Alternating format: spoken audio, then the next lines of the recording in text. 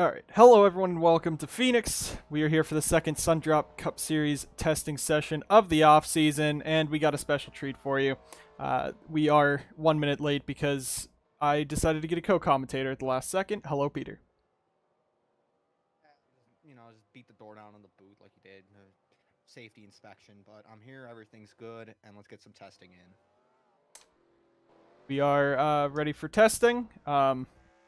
For the stream chat, please let me know if the volumes need changed as this goes. But we do have 30 minutes ahead of us for testing at Phoenix, at a track that's not currently on the schedule, but could be if it doesn't go like Gateway. So we got a bunch of cars out on track 42. This is the full testing grid. A full testing grid. It's bigger than most of the tracks. Pretty much all of the tracks will be outside of the Sundrop 500 will be this season. So we got a lot of drivers out here, a lot to talk about. Looks like Cody Goforth is the first driver putting in an actual fast lap. We're going to try to see if I can find one of those new guys. But we are having a good battle here between Porta and Ray as they come down into turn one. It's really good to see a full testing field, SDCS. I mean, last season, obviously starting out, high costs, not a lot of teams in it. Car counts obviously went upward throughout the season, which is good, but now, Season 2, everybody's settled in, and this is going to be a fun one, folks.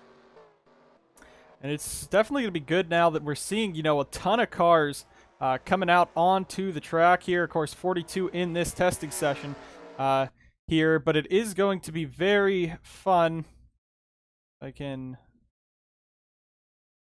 That'll fix that. But it will be fun this season to see 40-car fields finally in the Cup Series regularly. We only had them really at the road courses and at Daytona, and I think Talladega's DeLello is going to get right up to the back of the 55. My.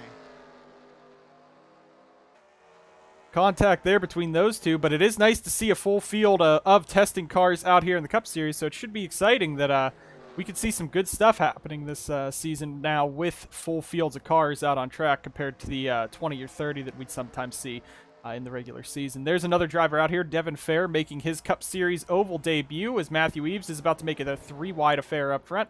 Not going to happen as Lane jumps to the outside, but they will go 3-wide on rookie Devin Fair. This is his first attempt, I believe, in a higher series car here at this testing session.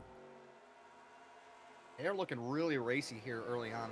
The only series that I think has gone to the redesigned Phoenix was the NSDCA in season number 5, which kind of a forgotten race. Colton Lane just dominated. There was like one wreck when I think one of the Ditech cars wrecked like right at the end. So fans didn't really like it. It kind of fell off the schedule, but now they're looking to get back into it this season. So we'll have to see what happens. I mean, it's nice to see a new SDCS team, like I said, more of them getting into it with Devin Fair. I mean, Fair, he's been around for, I want to say, a year or two in the lower series, and this is a big opportunity here in MJM.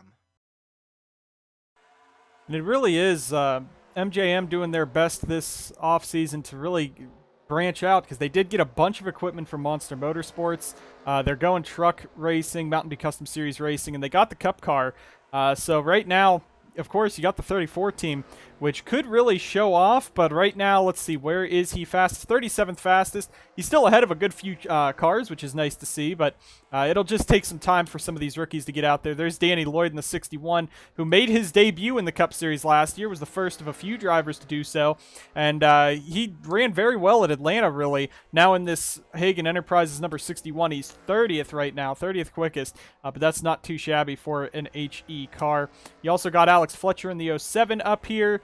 There's Logan Cloud in the 91. Austin Johnson, I keep forgetting, is in the 35, but he's racing as they are 3-wide up there. Peter is really ripping the lip through turns 1 and 2, trying to get a run down this back straightaway. Up there on the cushion here at Phoenix, not really the line that you wanted to take. Didn't gain too much, but who else did I want to look at? Oh, back to Danny Lloyd. So schedules, obviously a big thing in the NSDCA. Where are we going to race next season? And like always, no offense to anyone, but the series director is a little bit slow on that. But obviously it doesn't affect fan attendance. Obviously it doesn't affect the teams. They know the track types they're going to be going to. It's just a matter of where and when. Danny Lloyd, he's from Europe, I believe. I think he's British. He should be. Jake Galloway was a big British star, obviously before his accident. A lot of fans out there. Felix Jansen's Icelandic. We've got a German now with Benedict Murdo. Irving Allison from Spain, Matty Porter from Italy, the obvious one. There's a ton of fans in Europe, and the NSDCA is considering Europe again. But with it being so late in the year, it might just be a matter of we don't have it to put it together this season. But I'm not really sure. I know it would only be for trucks or cup. And there has been some trucks tossed around. You have La Colina in Spain. There's been talks of Rockingham, UK, even Brands Hatch possibly making a trip out there. And there have been rumors before about the Monza Oval, but the Monza directors, of course, they still have to, get safer barriers and catch fences up on that whole portion of the track for them to race there. As Morris is really getting aggressive today with guys as he hits the number 61 of Lloyd to move him out of the way. Morris right now second quickest, who was just knocked off by, of course, the number 48 of Jay Jefferson. But it is interesting to see that we have a lot of international drivers in the series joining and possibly some international dates. So, of course, there is always a chance to see that again. The only international races we've had so far are Speedway 660 and Jukasa, which were only 1 year short tracks in the Mountain Dew Custom Series, and of course the Mosport event that we see in the chase every year for the trucks and cup. Looking up here though real quick at Mathis Wells making his first start in a cup car since I believe Richmond last season, when he ran very well and got a top 5 there for Smart Motorsports, the now defunct Smart Motorsports. But yeah, it's nice to see that the NSDCA is looking back at some older tracks. We went back to Gateway for trucks. Didn't really work out. We're right now here at Phoenix, of course, the newly reconfigured Phoenix, and we're seeing some good battling here on these testing sessions as you got Scott Roush, Brady Burkhart, DJ Curtis, Vince Freeze all in this fight with Larry Hagan, William Duncan right there. So this pack of cars may be showing how the racing would be if we do come back to Phoenix. But of course, remember before the reconfiguration of Phoenix, this was kind of a boring racetrack. Now with this dog leg, it might offer some action, but again, a lot of tracks could be coming to the schedule. You also got the Meadowlands that was rumored to be getting a date. The MDCS has been pushing for that, but they have said they need a truck or cup date to bring in fans there, as Vince Freeze ducks down pit road as they're 3 wide up here. But yeah, I mean, there's a couple testing events also coming up that could go to some new tracks just to get these guys tested out there, see if we can get some new dates on the circuit. But looking around here, currently your top 5, one person to point out. Don't know how it's happening on an oval, but Joseph Srigley is the 5th quickest car on the racetrack in that 63 car. He's on pit road now, probably because he does not know how he got that lap time, but what a performance for the JSR 63. Obviously it's a good performance, but inspection might be a little lax here at these testing sessions. I don't know, the league might be trying to be testing something out. Hey, here's a few bucks to one of the lower teams. Why don't you run this part, see what happens? But no credit to Srigley. I mean, he was one of the contenders possibly for a truck ride at a top team or an MDCS ride at a top team this season, but obviously not that. Sticking to his guns toward the backside of the grid. So see how he does this season, and an increased partnership with Monster Motorsports, I think, with who's it? Anderson Reed, I think, is going to be in his truck next season. But we could go back possibly to that gaggle of cars. Brady Burkhart was really slicing through them earlier. He made a move up the middle, which was just really sound out of the hard veteran. But now look at this, 29, 88. Butcher with the Cardos inside. I think it's Duncan in the 29. No, that's Duncan right behind the 29, his teammate. Who's in the 29? Scott Roush. Yeah, and we're seeing some decent passing. I mean, they're able to get some moves done and make some passes. Of course, it is testing. A lot of times testing is different from how they run in the races. And they're not really running at pace, trying to, fight for positions. They're just trying to get some laps out there. And Brady, 24th quickest, slow at the back there, on Jack up the middle. So it looks like that middle line's starting to come into play here at Phoenix. But right now, I think the fans are having a pretty good session. 10 minutes in, we've already seen some great battling. We've seen some contact there, and we've seen some surprises up top. So this is looking pretty strong right now. There you see Zach Rogers in the 06. But again, we got 42 cars on this track. That's just amazing to see, too, that the teams really want to test out venues, because this is way out on the West Coast. It was a bit of a trek for a lot of these teams to get this equipment out here, and we got so many out here. I think they're really enjoying it out here at Phoenix this weekend here for this testing session as Eves works his way under Devin Fair. Rest of the field just taking their pace on around. As there you see Strigley 6th, Morris 3rd, Curtis has jumped to 2nd. Jay Jefferson still on top of the track. And there's another new team, brand new team, in their first Cup testing session. Digital Motorsports closing their doors this season, leaves Lotus Burrito without a ride, so she jumps over to Luke Evans Incorporated, who takes one of the part-time or the full-time free cars and brings this 81 team now full-time this season for LEI.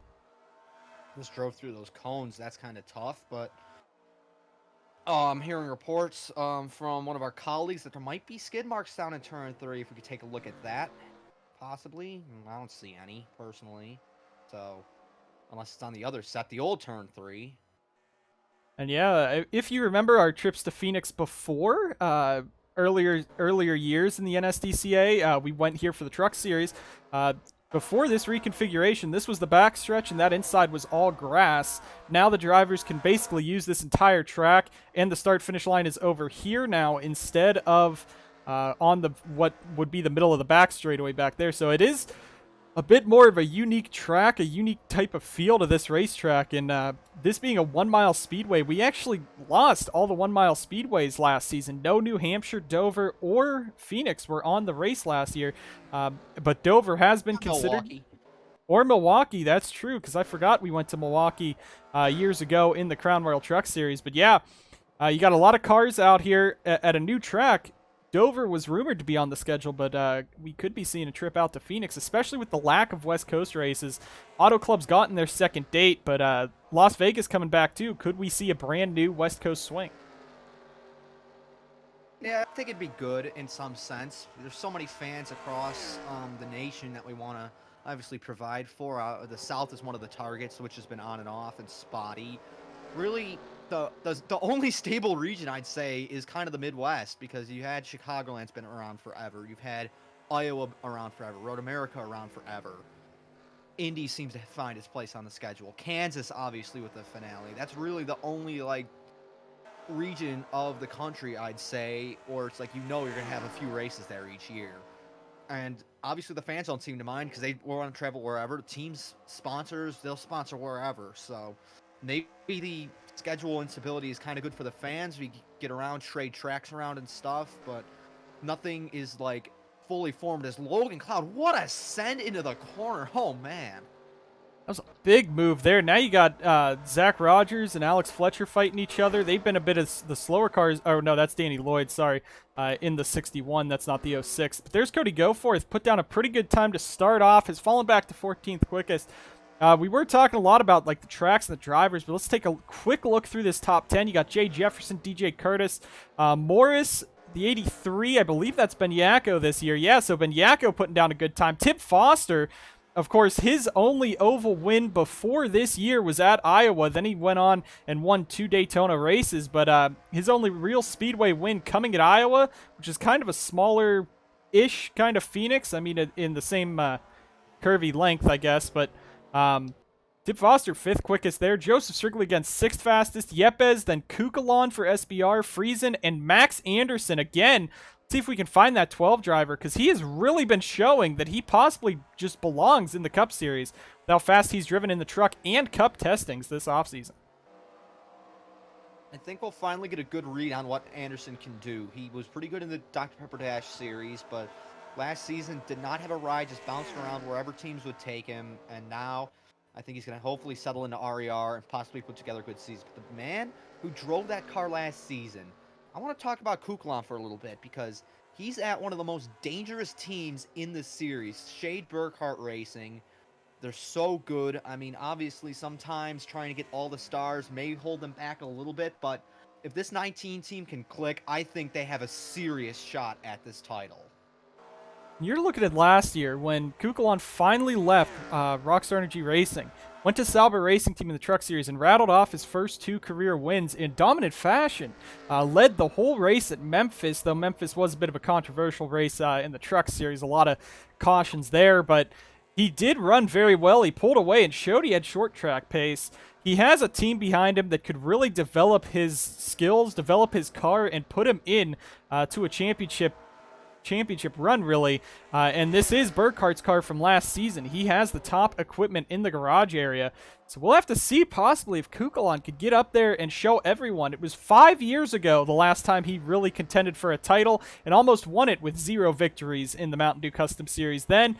But now we can see with SBR, he could be a force to be reckoned with. To see a bit of battling up there, Curtis and Max Anderson, which we could be seeing for some top 10 runs this year.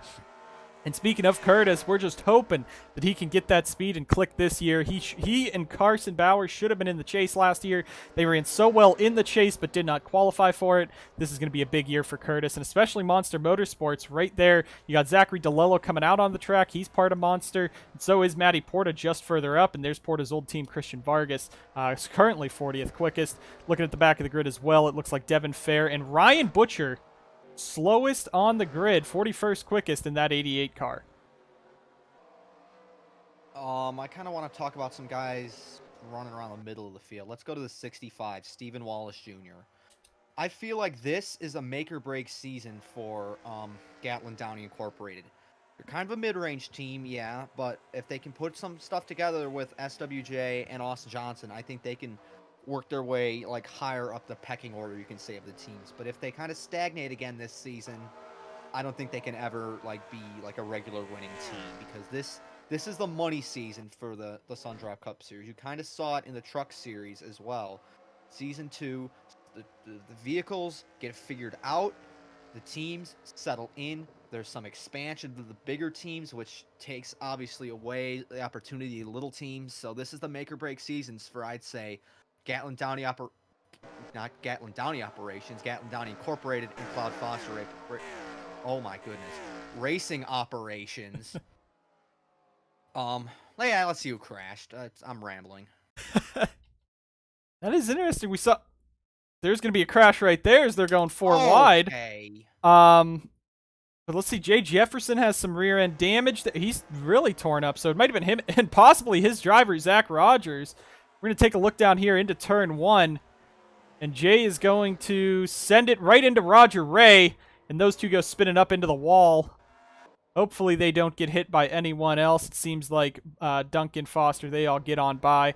There's they all try just to get on by. And then, okay. So that's great. But Jefferson and Rogers both go spinning around there. And then Butcher and Cloud go ahead and make some contact. So, ooh, Butcher real close there. Oh my God, Freeze almost killed him. Freeze almost nailed Butcher when he was getting straightened up. That was real close there. We'll have to investigate that, possibly with some pit road issues. They did kind of crash right in front of the pit road, so we'll have to investigate that a bit further. But we got to watch as this goes back live.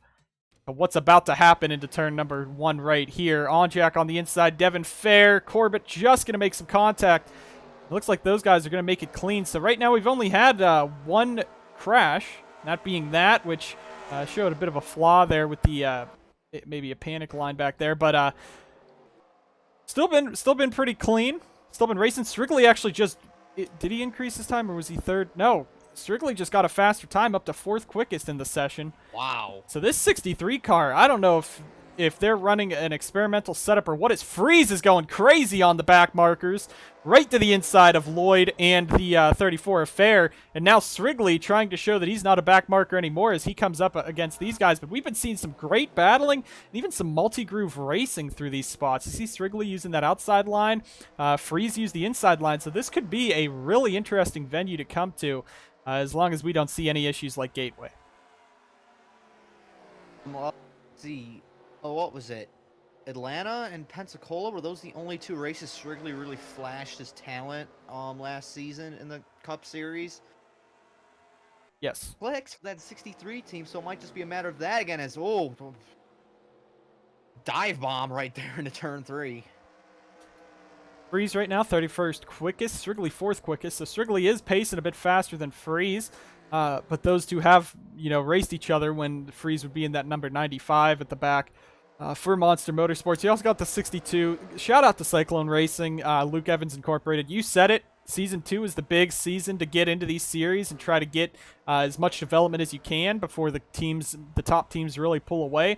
And even for Gatlin Downey, I'll cycle back to that real quick. They showed speed at Iowa. Remember, they were both top 5 at Iowa. Kansas was a bit disappointing for him, but they had speed at Iowa. So if they could just capture that, they could be contenders heading on to this. And this is an important season 2 as well. With the Mountain Dew Custom Series, you knew that there was plans to expand the series. Same with the trucks. There was a dream of, cup racing one day here to bring it back just like the old NASCAR format, as one car blew up down pit road. Looks like Scott Roush in the 29.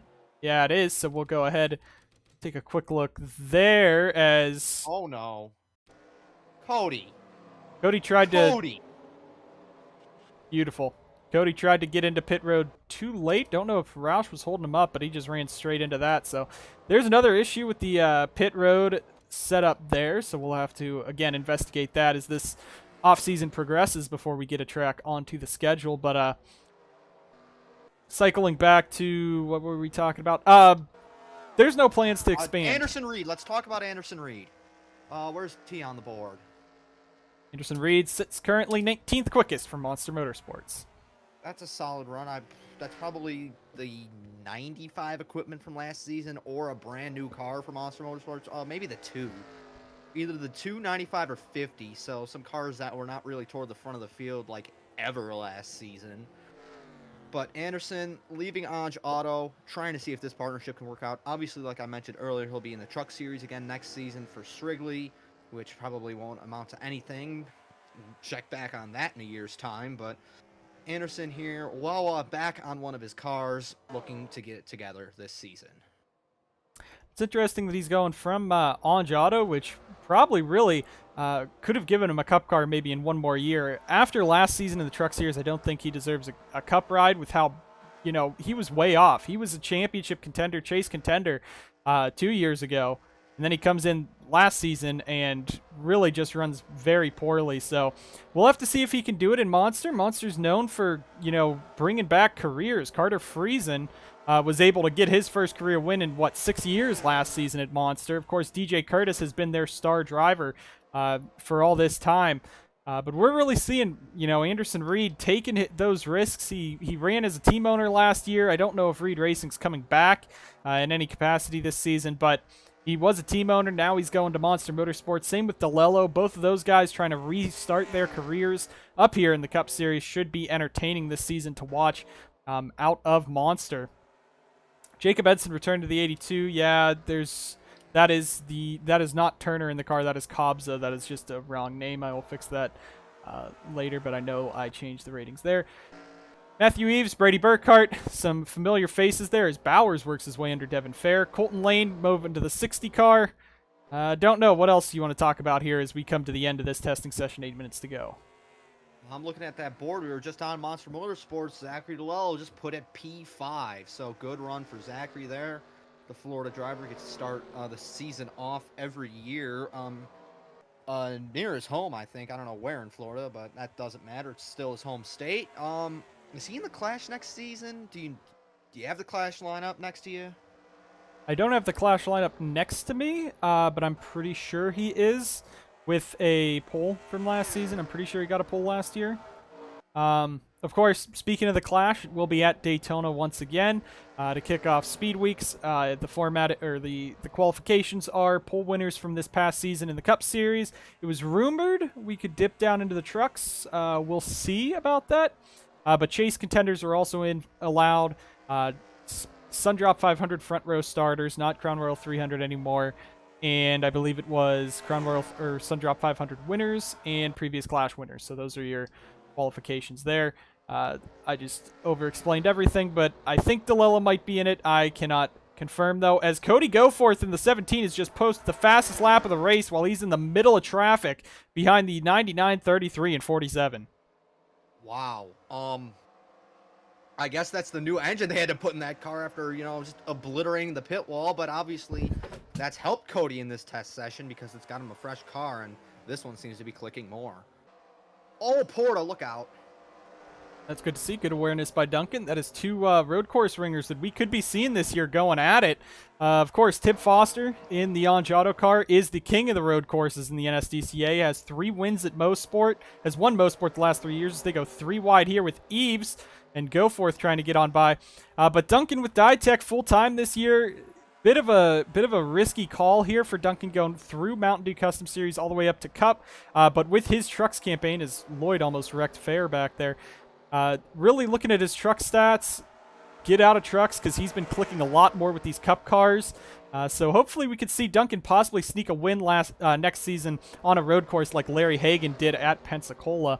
But we could be seeing this 33 car fighting for some wins this year with Duncan. I have a lot of faith in that driver of the number 33. Is Porta working around Danny Lloyd, Devin Fair, Spurley tube at the front of that. Haven't talked about him. He's 24th quickest. So TSR kind of all over the field here this weekend as this train of cars goes to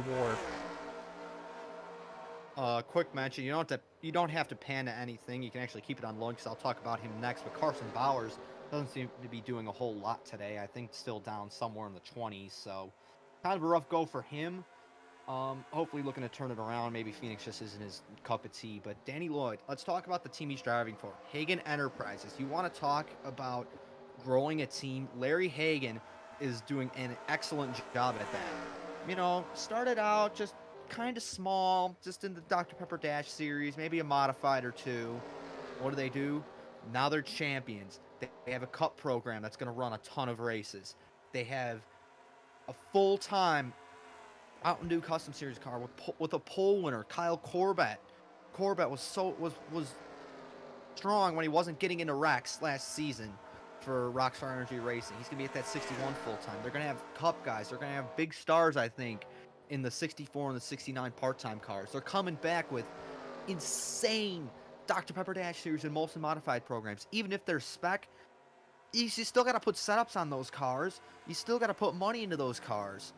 And they do a great job at it. And they are like one of the new teams that are being a real player down in the lower echelons of the sanctioning body of the NSDCA. It's real exciting. Of course, last season, I believe it was Alex Parker winning the title in the Molson Modifieds. I know they did not win it. Did they win the Dr. Pepper Dash Series? No, that was Daniel Elliott for Evernham. He has since retired. That's nice to see. All our lower series champions just retire. But Adam Mitchell left Hagan Enterprises. That was their big ticket driver. He went over to Shade Burkhardt Racing, but still has great relationships with Larry Hagan, who basically gave him his career and got him to be one of the top prospects in the NSDCA. So even with SBR running Adam Mitchell, you could see Mitchell maybe running 1 or 2 starts in the 61 again. Alex Parker has been great ever since his Memphis testing incident last season. He really showed that he had potential, ran very well for KGM in that. And of course, Kyle Corbett moving from RER over to Arclatex Motorsports in the Truck Series and Hagan Enterprises in the Mountain Dew Custom Series. Sure to see some good performances there. Peter Onjak ran very well in the 61 last year in his 5 starts. So they have potential. They have the success. I think they could sneak a race win next season in there, especially with this new technical alliance with CFRO. I believe it's brand new for this year. If not, it might have been last year, but I know they are allies now with CFR or satellite team to CFRO this season.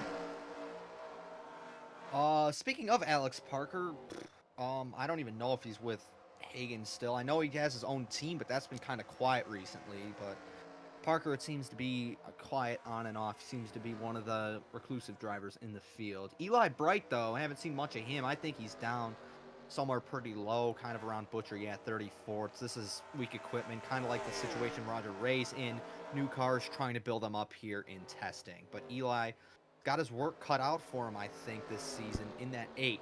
It took him a while to really heat up in the CRTS, but once he did, he proved himself to be a championship contender until the Leeches kind of ran away with it at the end of the year. That's what you got to remember about the chase format was Onjak and Jefferson might have been the ones fighting for the title, but they were not the strongest drivers all season. Onjak was very consistent and really popped off in the chase, and so did Jay, but it was Eli Bright and Roger Ray who are currently in mostly brand new cars for TSR. I believe the 8... no, the 8 is not the 28. The 28 is the 28. So that 8 and the 84 are both brand new cars. They're running poorly. I mean, there's not much you could say about it. It is brand new cars, so they're going to take this time in the test in the off season, get that equipment up to par, well, not up to par, but get that equipment ran to an early start, and possibly we could see them come to life later in the season. And it's going to be nice to see if Eli can go back up and possibly win another 3 races in a row. He's the only driver to do so in the NSDCA, and that's really saying something when you did it over like 15-time winners, Jay Jefferson, Diego Yepes. They couldn't even win 3 in a row, but Eli Bright could. And we're coming to the end of the testing session here. Anything else you want to add before these cars load back up onto the trucks? Yes, I do. Brandon Morris just laid down a heater. He's on the top of the charts. 2 1000s quicker than Goforth, his teammate. Colton Lane got into the top 10 with a 60, and then Burkhart just got knocked out of it, I think, because he's down in 11. So we've had some changes, some guys putting in some fast setups, slapping a bunch of grill tape on it, and getting some quick times to boost themselves here at the end of the session. And that is a BGM top 2. That 17 is the 77 from last year. So BGM coming right back with some pace. Jay Jefferson still right there, though. And you see the top 3 only separated by less than a 100th of a second. These guys running very consistent or very close top speed lap times here. Curtis 4th, Joseph Strigley 5th. I don't know. The NSDCA doesn't really do much. Okay.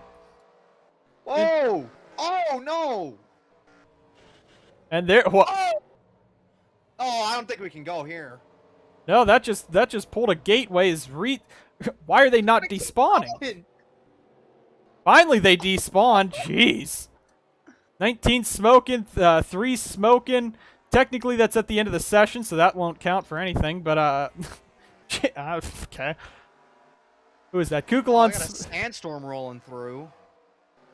Yeah, drivers can't even see. A couple guys are complaining it's too dark on the racetrack.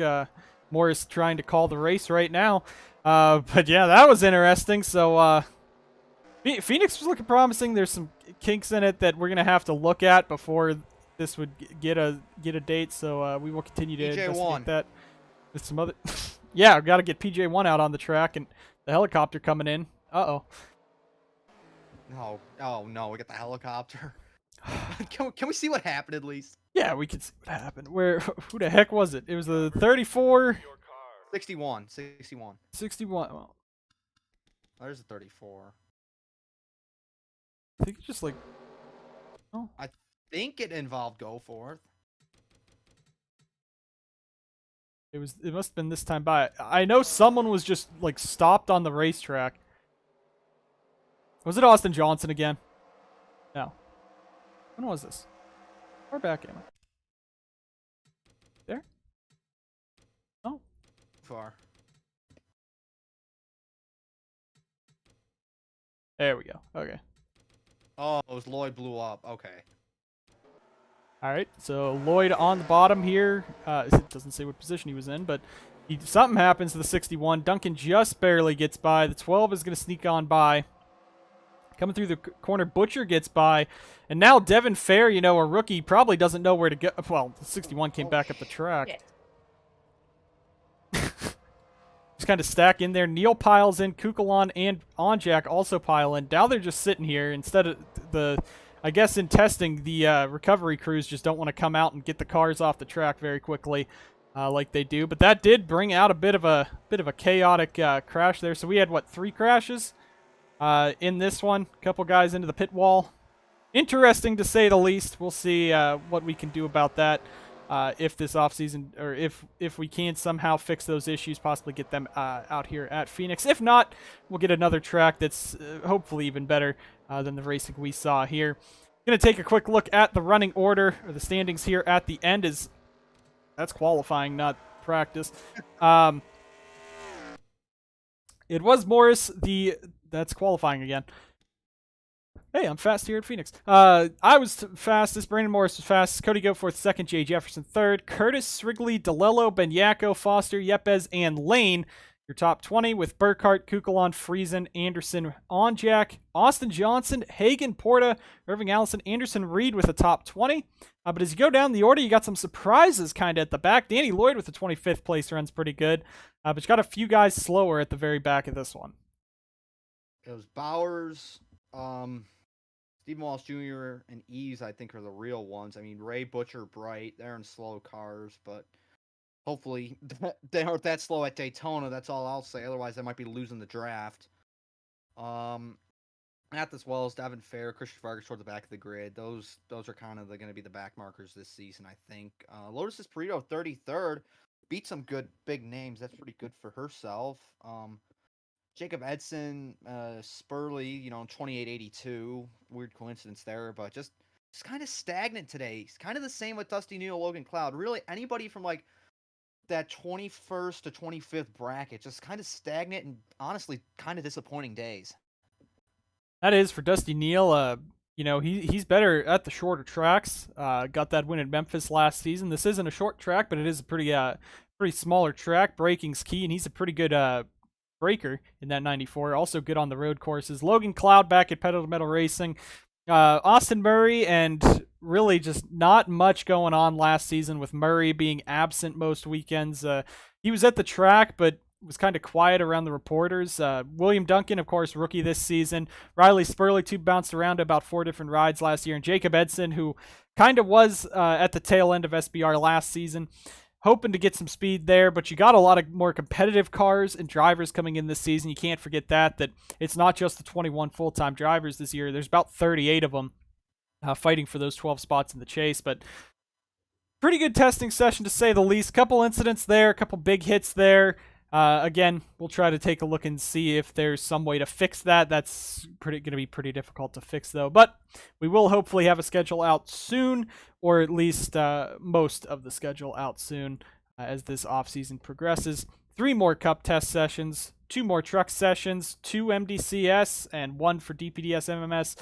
2 more late model events still to come as well, and a lot of this action here. We're sure to be exciting here on the NSDCA. A lot of action left in this offseason before we head to the Speed Weeks in Daytona. On behalf of Peter and myself, I thank you for tuning into this Phoenix testing session for the Sundrop Cup Series. We hope you guys enjoyed. I will see you guys next time. The NSCA.